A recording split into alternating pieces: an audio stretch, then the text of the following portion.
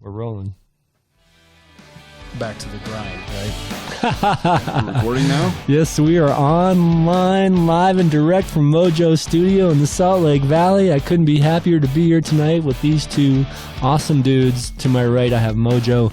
To my left, I have Rasta Joe, who is quoting Bob Marley in our outros. That's so cool. He's one of my heroes. I remember I was doing some errands one day often during the workday. And I went into a Fred Meyer, I can't remember why, and that's like a grocery store that does more than just groceries, right? And I went to this bargain bin, and they had this box set of Bob Marley songs, or Bob Marley CDs. I think there was 4 of them in there from his early days all the way. It was like his whole career kind of thing. I've got to buy that. I have to buy that. And it was awesome. And that sat in my Jeep, and I listened to it continuously for like a year and a half.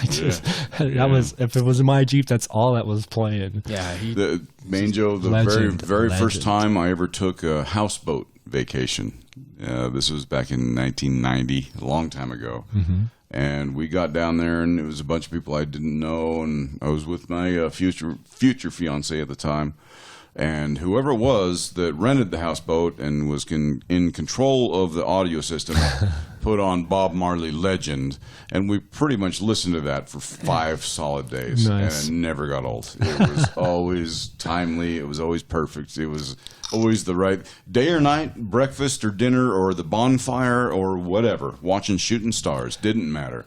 That man is okay. Let's launch that. I love reggae. I love reggae. I'm a little bit disappointed that back when I first started skiing snowbird, right? They had reggae going all the time in that main patio by the Cliff Lodge, or where the tram takes off from. Always reggae. You can always count on reggae being there. But anymore, they don't do reggae so much anymore. I guess, I don't know, people didn't like it, or the parents complained that it promotes whatever and yada yada. I know. I don't know why, but you can't count on reggae being there anymore, and it's just a little bit. That's a bit of a bummer to me. It promotes the sex abuse, man. The cannabis and the Them Rasta. don't know what they be saying, man. Yeah, man. Speak Rasta, the truth, man. If I may. Manjo, this is one that you don't know, and I want to share with you. Yeah, hit me. Rasta is a very good impressionist, mimic. I'm getting that impression. And one of his in my opinion, my favorite of the many I've seen is Doc Brown, or the guy from Taxi, Jim Ignatowski. The actor is Christopher Lloyd. Yes, I love that dude. Do you remember and Taxi, the characters though? he played? I used to watch Taxi almost religiously. Yeah, I love that show. Yeah, the best.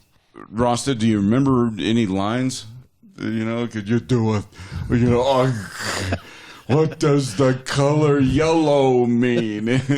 Slow down.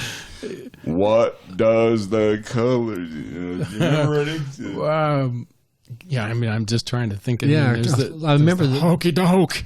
Hokey doke. Yeah, he did that a lot, didn't he? Because Louis would always be on his case, right, about this or that. Hokey doke. Hokey doke, boss. Yeah, that's good. That's good.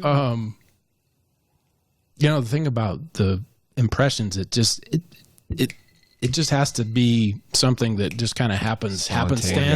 Yeah, I mean, it's hard for me to recall it.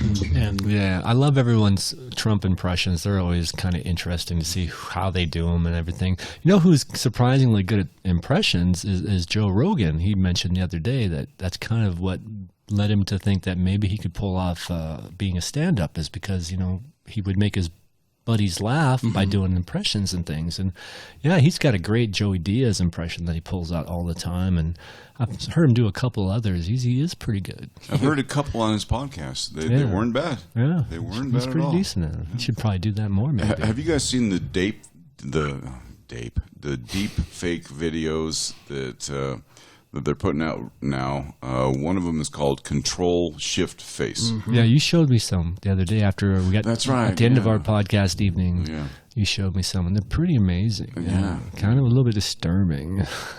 I think it's creative. Yeah. I mean, I love it. I'm not saying they're evil or anything. I'm just saying that who knows where it goes from there. I know where it's going.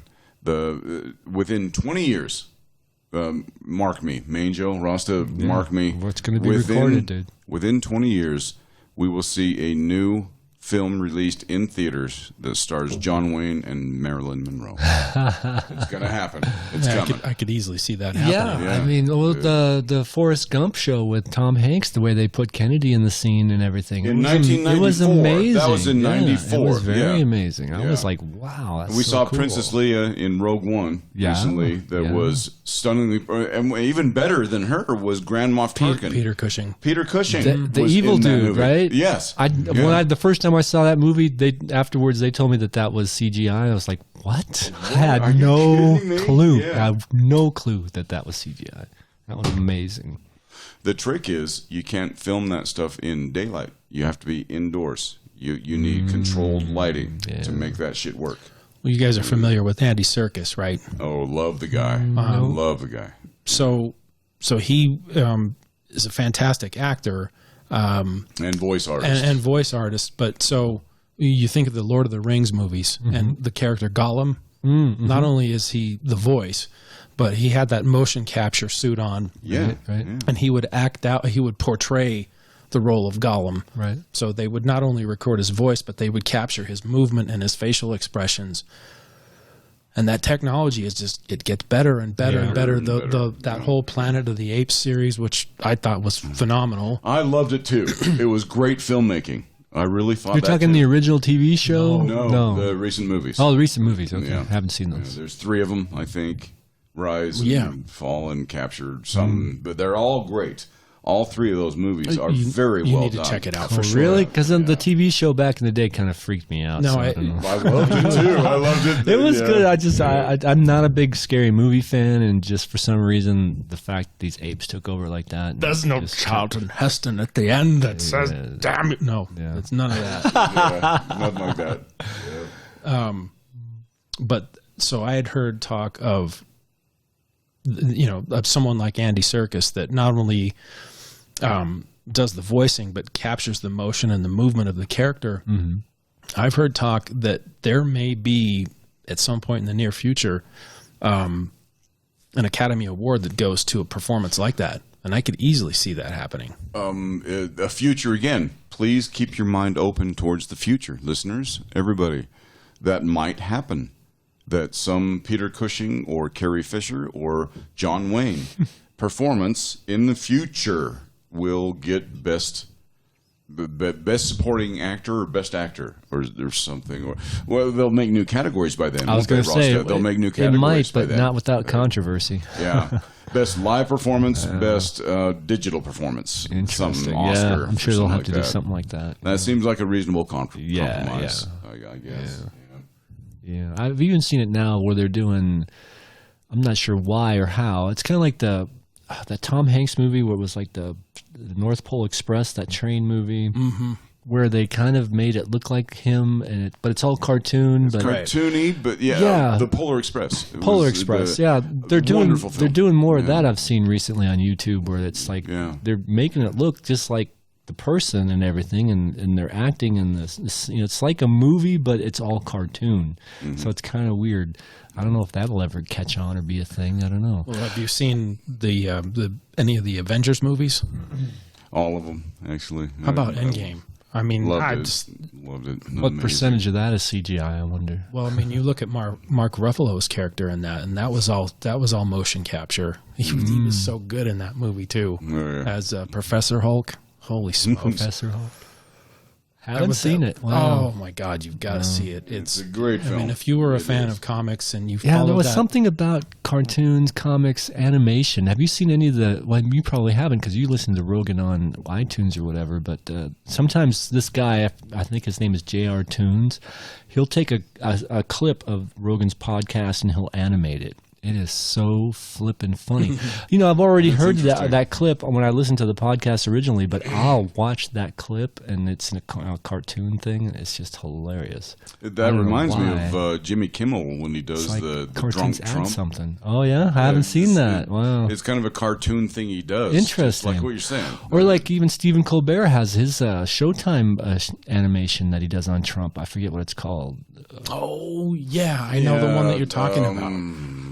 I watched the first episode, the whole thing. I've seen on YouTube release a couple just to get you hooked, kind of thing. And I've watched those; they're pretty funny. Colbert's impression of Trump is so good. It's not bad. It's really funny. It is. ... I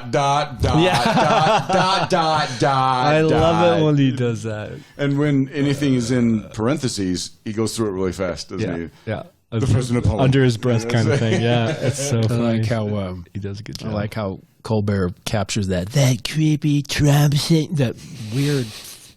What is up with his? What?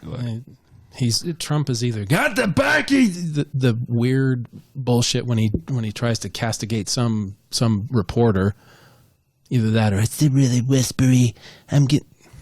Don't even get me started on that. Tangerine tainted.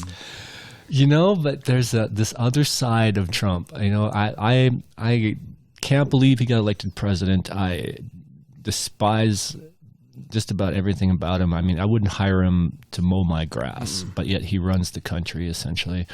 But the other side of it is, look what he's exposing. He's exposing how slanted and biased the media is. How corrupt with himself. How corrupt the democratic process is. I mean, already we've seen from the DNC how they're supporting some candidates and not others. Like Tulsi Gabbard didn't make the last debate. No, how crazy is that? Where Klobuchar did, she's got any kind of support, really? Harris. So yeah, he's really revealed a lot in his stupidity and ineptitude. The whole system, not just himself. The whole system. And I'm grateful that he doesn't care about humiliating himself, because he does it all the time. He embarrasses himself all the time. And he's showing the whole system. Democrats and Republicans. He's showing them. And the evangelicals, too. He's showing them for what He's just basically pulled the curtain off the whole flipping thing. It's just amazing.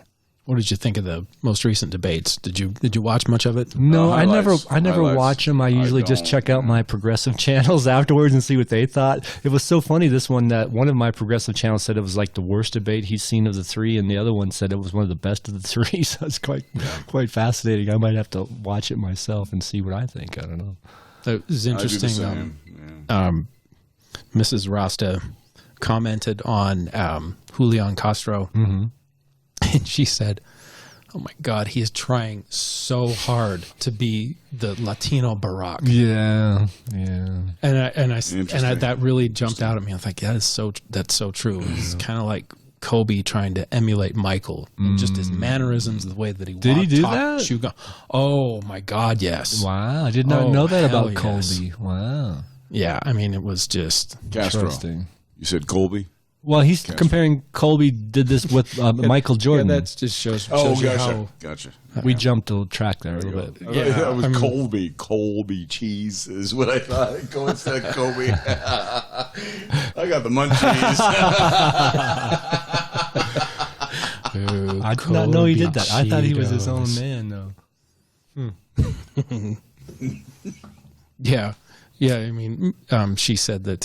He's trying so hard to be just like Barack, and I thought that was such a astute observation. Well, now I hear Elizabeth Warren's having secret meetings with Hillary. She's trying to be more like Hillary, maybe. Oh God, no. Yeah, I know. Let's hope not, because Hillary lost to Trump. Let us not. No, forget. I have a different viewpoint. Oh, go ahead. Meet up with Hillary and Bill, all of them. Really? And Bush and all of them.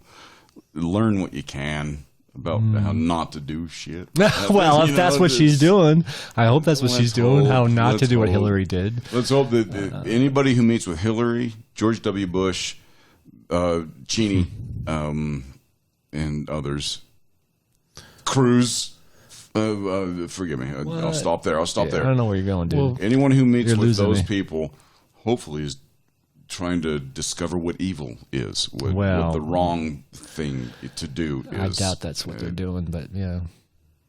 Anyway, if someone can explain to me what the appeal of Joe Biden is, I'd sure like to know. I don't know either. Don't get it. I don't get it, dude. Get it. That is a mystery. They were lined up at the University of Utah like 8 months ago when he came here to speak, and Shy Joe was dropping off his eldest daughter at some building for a class, and the line was down the block past the Pie Pizzeria all the way down. What's going on here? Well, Joe Biden's coming to speak. I don't get it either. Me either. Joe Biden, well, I don't get the appeal. I don't understand it. I agree with the two of you in that I think Tulsi Gabbard is a fantastic choice. Yes. And I think it's criminal that she doesn't get a chance Why she's not catching on. Get on stage and express her opinion. I think it's a travesty. I think so too. If it were up to the voters, she would be catching on. It's the DNC. Well, I think exactly. One of them, like I said, one of my progressive channels said, look, she's polled higher than their cutoff in 24 different polls, and look how respected these polls are. It's like was Harvard, the National Review, and all these names that I kind of recognized and said, yeah, that sounds like a legit poll to me, as legit as any poll is, right? Mm-hmm. But they didn't accept those polls, so it's like, didn't she poll? Again, I think she was a percentage point higher than Castro and Yang, both of them. They were both at like 3%, and she was at 4%. And she's not allowed on the stage. I don't understand this. So she's not allowed on the stage because her campaign hasn't raised enough. No.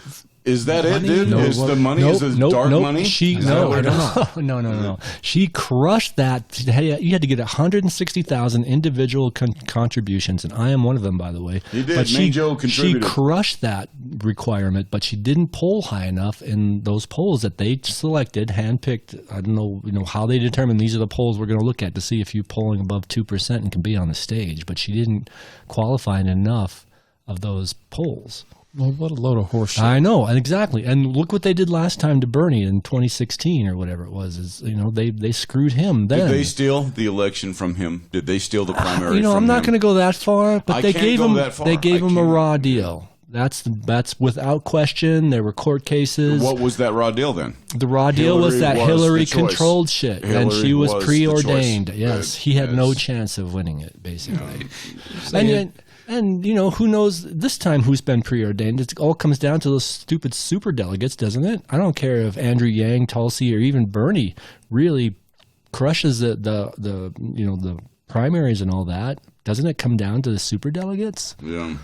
Who are they going to pick? Not in the first one. Are they going to pick Biden? They got rid of the superdelegates in the first primary. Wow. The first one. Whoopity-doo. Exactly. Bernie said the same thing. Yeah. At least that's progress. We got rid of them out of the first one. My hopes aren't up. And honestly, Biden, I want him to drop out, and of all of them, I'll vote for Sanders. He's the only one that really seems to have a chance. I hate to say this, but I've seen a couple different YouTube exposés of basically showing Biden's mental capacity kind of waffling, man. I don't know if he'll make it through a whole campaign. Yeah, he doesn't look good. He's a goof. That's my big concern. It's a concern. Too. Yeah. I kind of liken it to what I saw in those Mueller hearings. Sorry, Jesus, hearings. As much as I hate to say it, I think Mueller kind of came across as a doddering old fool, and Biden is kind of looking. Did come across as old and Biden's looking tired. That way, isn't he? He really is. And and who else is about that age and just kind of exudes energy? Sanders is still lucid, though. I see lucidity. But I'm not talking about Sanders. I'm talking about Trump. He's 70-something years old, and Rogan's out there saying 1 or 2 now. Yeah. Rogan thinks he's on something. He's on some kind of like I've heard, like barbiturates. Yeah, some kind of speed of some sort. And I've heard. Well, not heard, but I've seen blurbs where there's suspicion of him suffering from syphilis that is causing some of the strange, erratic mental behavior. Yeah, he definitely has that.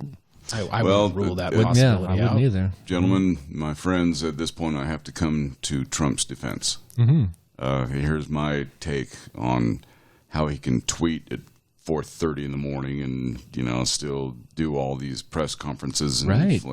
This is my take on it. And he's 72, I think, and I do believe he does eat a disproportionately high amount of fast food. KFC, sure Big seems Macs, that way. Whoppers, yeah. Judging by his waistline. Man doesn't drink. He doesn't. The man doesn't party. Doesn't. He doesn't stay up late partying and smoking cannabis. And, no, he doesn't do that. No. Have you seen that creepy video of him with Epstein back in, I guess, like the late 80s, early 90s, where he's, what the hell is up with his eyebrows and that, and he's got that white man overbite thing where he... Mm-hmm. Yeah. That was another Colbert Creepy nailed that bastard. one. You remember when Colbert did his dance? When Colbert imitated him dancing, Trump dance, it was hilarious. Yeah. It's very weird situation. And then what's so weird is that we're not the only country experiencing this weirdness. I mean, look what happened to Britain just recently. They've got their own Trump prime minister now, and India has this guy who's off the rails, and Philippines have this guy who's off the rails, and these are elected people. People elected these crazies in to run their country. I just blows my mind, man.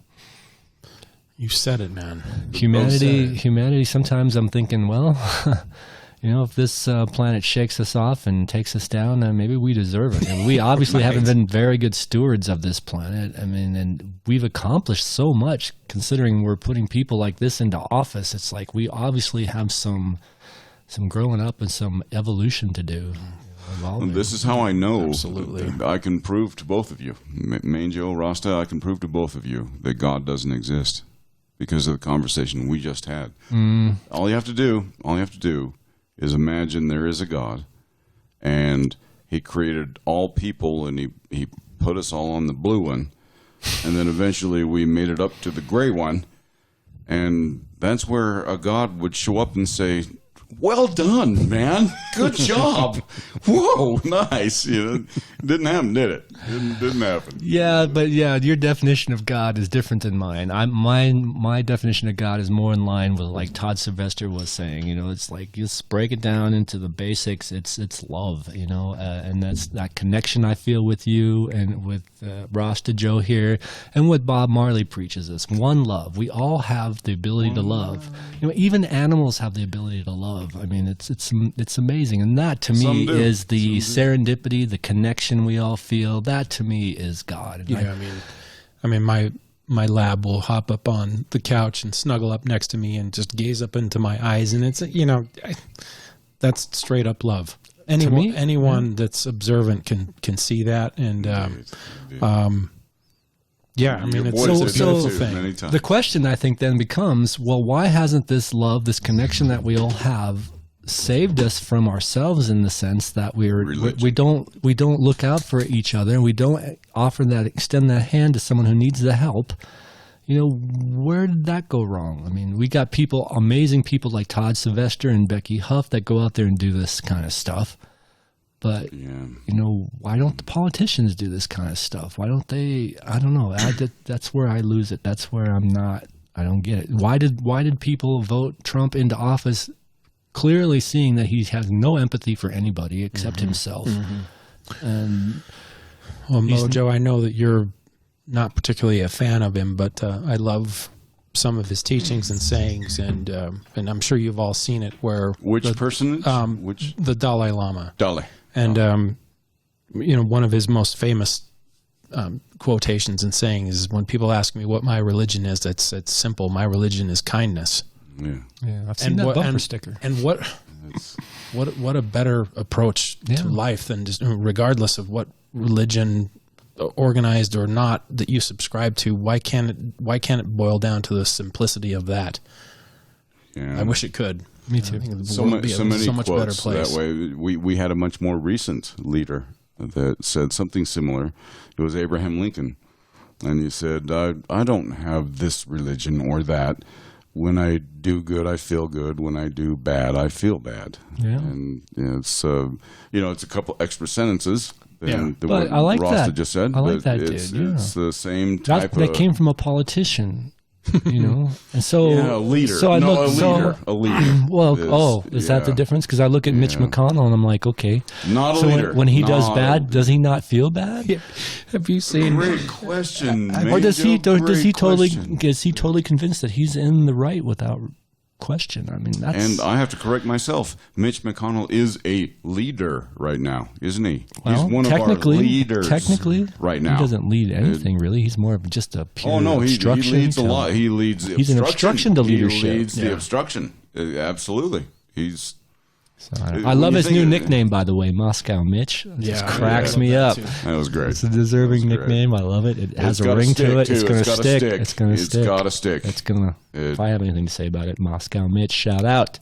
Yeah. You know who I think is on fire recently? I don't know if you're familiar with him, but Pat Bagley, the editorial cartoonist in the Salt Lake Trib. Very familiar. Big is fan. Just on Big fan. Fire. Yeah. And when you said Mitch McConnell, I love his interpretation of Mitch. He looks like this alien turtle. I knew it. His eyes are bugging out inside. It's so brilliant good stuff. Brilliant stuff. Pat Bagley. I'm going to look that up. He'll come on the podcast sometimes. I haven't read the paper in forever. I'm going to look him up. That sounds good.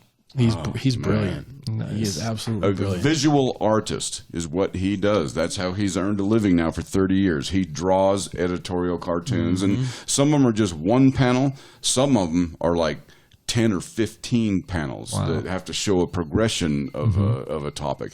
The man is brilliant and a brilliant visual artist. And he's in the Salt Lake Tribune. Yes. Okay. Lives right here. He's been with the Salt Lake Tribune for 20 plus years. So, I would say. Do you guys subscribe to the paper? Is that where you see him? No. How do you keep up on him? Just online? Online paper? You don't have to... He's on Facebook a lot, too. He comes up on a Facebook feed pretty regularly. I see.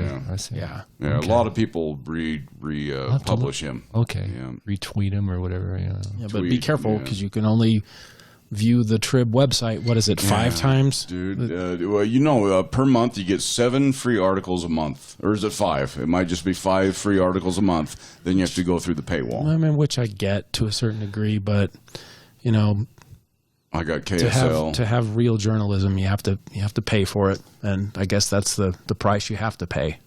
Yeah, it's tricky business. I mean, because you can't just rely on ads, obviously. I mean, or else they would. So I feel sorry for them because, the subscriptions are going through the floor, and how are you going to keep going? And we need them. We need them. I mean, now more than ever, maybe. I don't know. So unbiased, investigative reporting. I mean, because the mainstream isn't doing it. The CNNs and the MSNBCs, they're not doing it. So who's going to do it? The groundwork, From 1968, this house was built in 1968. From then until about 1992 or 3, the Salt Lake Tribune was delivered every day, incling Sundays. I was a paper boy, much like Joe Rogan. I delivered paper for years and years and years. So that has dried up. Not many people get home delivery. I don't know one person on my block paper here. boys anymore. Is that a thing? Not one. I understand the paywall, is what I'm saying. I do too. Yeah, I do too. If I had the the time and to read the paper, I would probably do it. But if it was 99 cents a year, I'd do it. But and then the other thing is when I have YouTube for free and I could see all these. I can get it through Facebook too. I see Pat Bagley stuff on Facebook all the time, and I get it free there. Yeah. I have a love-hate relationship with YouTube right now. I love it and I hate it. I love the fact that you have this vast amount of content and information right there at your fingertips. Right. But it just seems like recently, maybe over the last 6 months or maybe a year or so, it's just so advertisement laden. Yes. But get it? I get the whole advertising thing, but it's just so different than the way it was. They moved it up a notch, didn't they? They have. They doubled my ads, maybe even tripled them. Plus, they're demonetizing a lot of my favorite channels because they talk politics and stuff. It's like it's crazy. And it sounds silly, but I miss the old days of Facebook when all you could see, you could pull up, you'd see your friends, you'd see pictures, you'd see shit that you were interested in. Dude. But now, it's like 99% of the shit that's on my Facebook feed is ads. That's why I quit Facebook. I used to love Facebook. Drivel to get my blood pressure up. Get halfway through a Colbert clip, that's and you see ads starting soon. And on YouTube also, I watched some Joe Rogan, and there are like 3 or 4. It kind of seems like it depends. Some are that way, and others are not. Some aren't. I guess it's the shorter ones. But where you'll see, ones, what channel you'll see absolutely no YouTube ads on? The Two Joes podcast. Not a single ad. Enjoy. Yeah. There you go. So hurry back, listeners. And there's one huge positive we have right there. Because it is a pain in the butt, and YouTube. I put them on notice. I don't know if you heard that podcast. Yeah, I did. I put them on notice. I went on this little rant And these guys were like sitting there going, oh, I don't know what you're talking about. I'm like, dude, my favorite channels are demonetized, and man, they're increasing my ads, and you're putting on notice, YouTube. You're going to go down to keep this shit up. I remember this one. Who was our guest that night? I think it was just you, me, and Shy Joe back in the day. I think it was. Yeah, that might have been. But yeah, I noticed the same thing you did. And the Facebook, what you guys are telling me about Facebook is interesting, because I remember when I first got on Facebook, you could kind of set up your page, right? And I had my links, and I put time into it. It was cool. Upload the photos. Yeah, and then I would go to check out my brothers and sisters' links, and their pages were cool and set up. And then they did this major shift, and then all my videos and stuff, my pictures were just gone. I couldn't find them.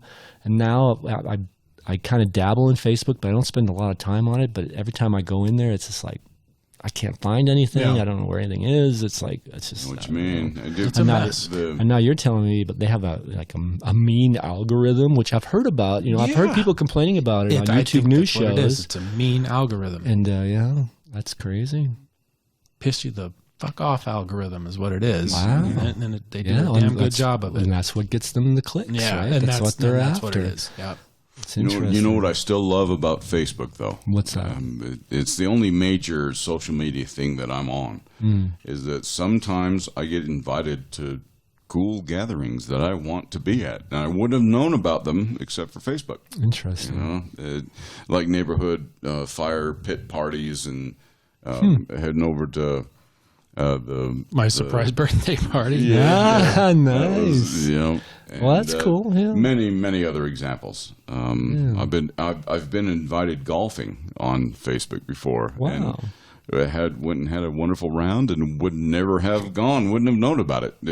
So I guess I log into Facebook at least once a day. Wow. At least once a day, just to see what's going on with my friends and any announcements. Like the birth next door and interesting. Different things. Facebook is the King Kong kind of for me. For you, at least for me. Not for me. I mean, we got one group. I keep track of my brothers and sisters on it. I'll get an email saying, "Oh, your sister posted a picture."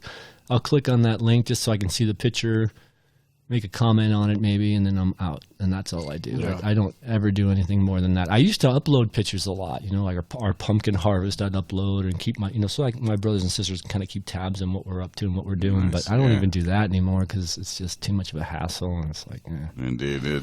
You remind me of something, Main Joe. And it's fortuitous that we have Rasta here right now. You went out recently and secured the domain name, the2joes.com, didn't you? I did. Is it the2joes? The2joes podcast.com. You got that. I've got that. You own that. I own that. Well, I'm leasing it. You never own it. You got to pay it, the rent, basically. Oh, yeah, year by year. You're never done paying for it. Absolutely right. And it's always more expensive year by year. Yeah. It always gets more expensive. That's true. Roster right here could possibly put his head behind some creative visual things. What would the Two Joes podcast look like to you right now? What's going on? I'd like you to the little splash screen I do before we launch into the podcast with the two mics, the old-fashioned mics. Yeah, I like something along those lines. If you can just do a cartoon face of me and Mojo and yourself. Do you do caricatures at all? I've seen it. I've seen it before. Yeah, yes. I think that's along the lines I'd like to go to. So I'm not identifiable because I still want to stay as anonymous as possible. That's why the beard is good, dude. That's why we have beards going on. We can stay relatively also unknown. I just hate shaving. Yeah, man, that sounds great. Would you at least look at it, Rasta? Sure. If you get inspired, that would be so cool. Yeah, for sure. Cool. I want to go back to Facebook and YouTube and these huge conglomerates. What do you think about breaking them up? Some politicians, some of these candidates are talking about breaking them up because they're just too big. They got too much influence. I think that's a good idea, bad idea? You haven't really thought about it much? I'm against state intervention. Period. I have to end my sentence what about there. But I'm also in favor of other things. Well, yeah. What about regulation and antitrust when things get too big and there's no competition? Teddy Roosevelt is on Mount Rushmore, isn't he? Yeah. And he was a big antitrust guy. And I mean, we're all about competition. He must have made right? our world better. He must have made our country better to do things like that. But I'm more anti-government, less government first, and then only when it's necessary, when it needs to be there, when it needs to come in. And I recognize there are times when it has to come in. So it's a tough one for me. I'm not sure. I guess I'm still mulling it over. I haven't really decided yet, but I can see why they're talking about it. Yeah, definitely. I can too. Well, with Facebook, hasn't the popularity waned quite a bit? I think so. Instagram's really picking up pace now, Yeah. I think. Especially the young people. I've read those headlines. I don't know if it's true. My daughter's not on Facebook at all. Well, my son says that Facebook is for old people. Exactly. Yep. Yeah. Which is a powerful demographic, by the way. You and me. And, yeah, like I said, we vote. We pay attention. Yes, yeah.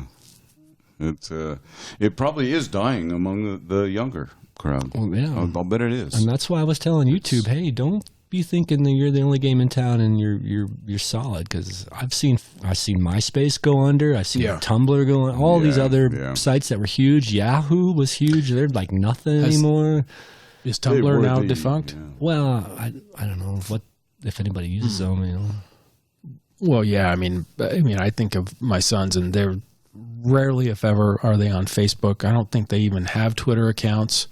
I know they have Facebook or Instagram, but they are voracious with YouTube, you know. Yeah, so I agree with you. I think that YouTube, Facebook in particular, thinking that they will hold their dominance in perpetuity is extremely short-sighted. Yeah, you know, I agree.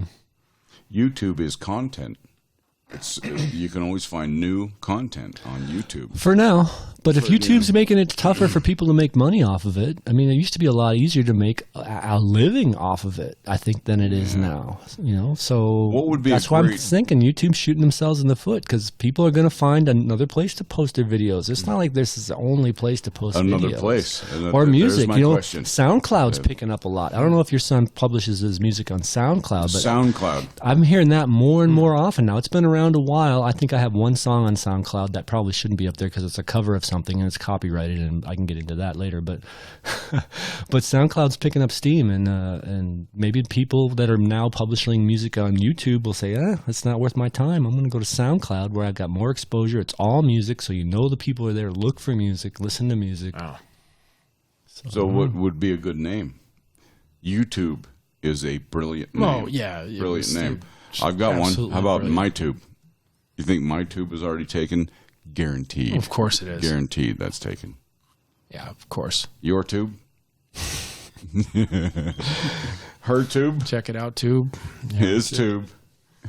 I'm sure something will come along. Everyone, gosh, it's been such a great evening. What a great segment. Thank you so Good much, segment. Joe. Got into the politics a little bit. Thank you for going there with us. That was cool. Rasta. We'll have you back as soon as everything works out, the serendipity and the planets align. Because I believe in that stuff. Things happen for a reason sometimes, you know? What a great outro, man. That was poetic. Well done. Hey, well done. You just cannot live in that negative way. That's right. Make way for the positive day. Yeah, thanks, Bob. I love you, Bob. Love you, Bob.